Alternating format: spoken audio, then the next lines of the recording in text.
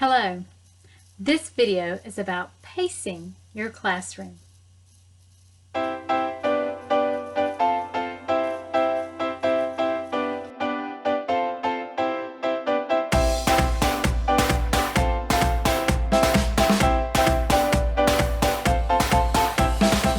Hello, my name is Joanne Foster and I'm a mentor teacher with Zebra English. And today we're going to talk about pacing your classroom. Now this is very important, especially in the application process during your demo, but it's as equally important in your classroom too, because you have to go to another classroom after that, or the parent has something that's planned after your class. So we need to know how to pace our classes so that we do not end 10 minutes early and we do not end 10 minutes after time and we're into the next half hour. So let's talk about some tips for Zebra English. Now they're a little bit different than our other platforms that we've maybe worked with. Number one, for me with my other platform, I had 25 slides basically in 25 minutes, and it's not that way with Zebra English.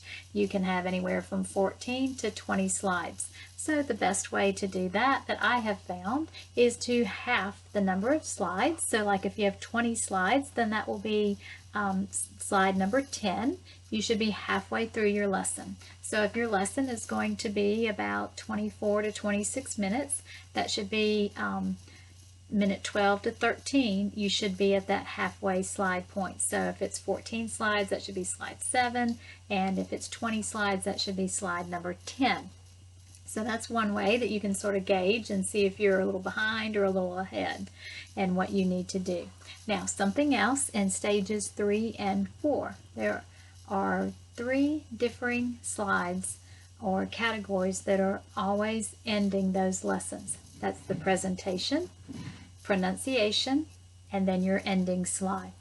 To do all 3 of those categories, the presentation, then the pronunciation, which usually has 3 to 4 slides with it, and then your ending slide, it takes a good 5 minutes to do those. So what I tell my applicants is that you need to be there. If you're wanting to end at minute 25, then you need to be there at minute 20. Okay? If you end your class like more toward the 28-minute mark, then you can be there at about minute 21, 22. So just make sure that somewhere around the 20-minute mark you're getting to that presentation slide, because again, it's going to take you a full 5 minutes to work through the modeling process with your presentation slide, then also to go through those 3 or 4 pronunciation slides, and then have a good ending where you can celebrate with the student, let them count up their zebra coins, do some type of fun activity with them, and then say goodbye to them. Okay, so that's my other tip on just general how to pace your classroom. Now, what about if you have a student that is struggling and you're like, oh my goodness, we're not even going to make it through 5 slides. You need to know what the base objectives are for those slides, and you need to pull that student through as best as you can. It may mean that you read the first 2 words of a sentence. Like if it's he feels happy, you're like, he feels happy, good job, and then click to the next slide. And you're only doing those base objectives so that you can hit each one of those and you can cover and give a good overview of the lesson.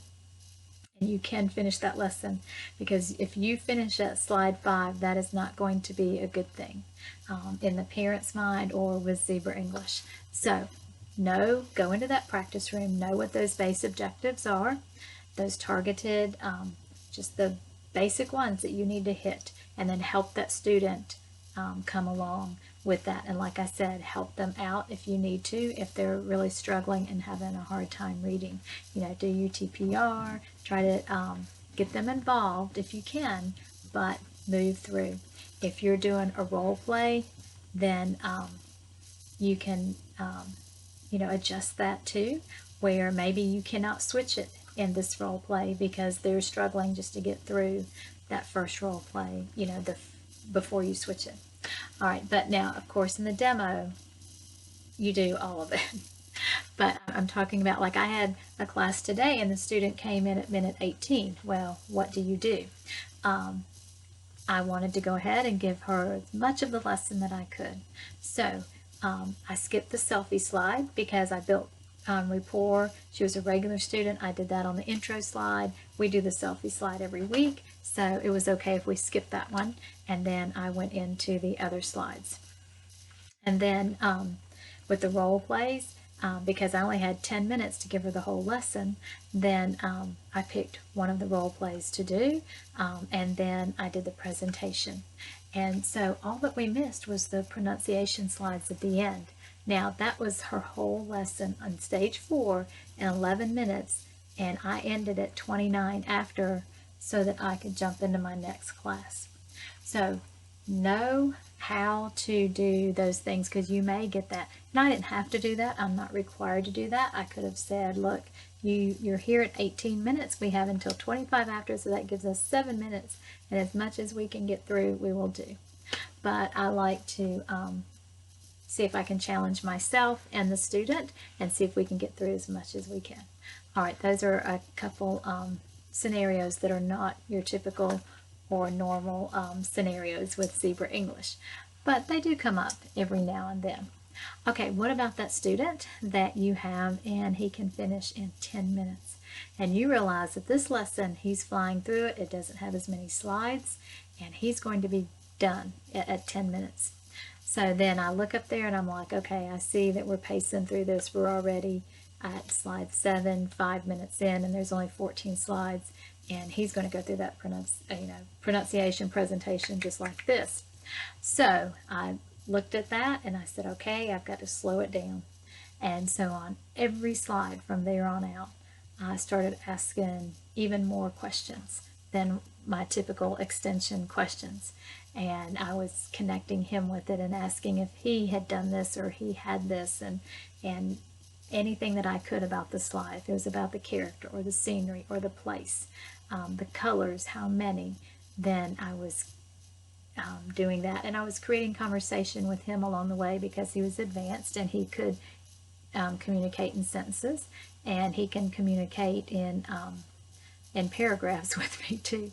So we did that for every slide. And then when I got to the end, guess what? I was matched up perfectly. I was right where I needed to be. I had extended on each slide, and so we ended at the right time. So that's how you want to build in conversation if they're going fast. Remember, you want to keep that conversation linked to the subject and the material and to them. Okay? And then if they're struggling, then just hit those base objectives and pull them through. So those are just some different tips of how you can pace your lesson and make sure that you are ending on time, and that you're not getting through too early and you're not getting through too late. So I hope those tips help. If you have any other questions, then just comment below and I'll be glad to answer those questions for you. And maybe you have some other ideas about how you pace your classroom. Put those down below too, because I love to pick up ideas from other teachers. All right, until next time, goodbye.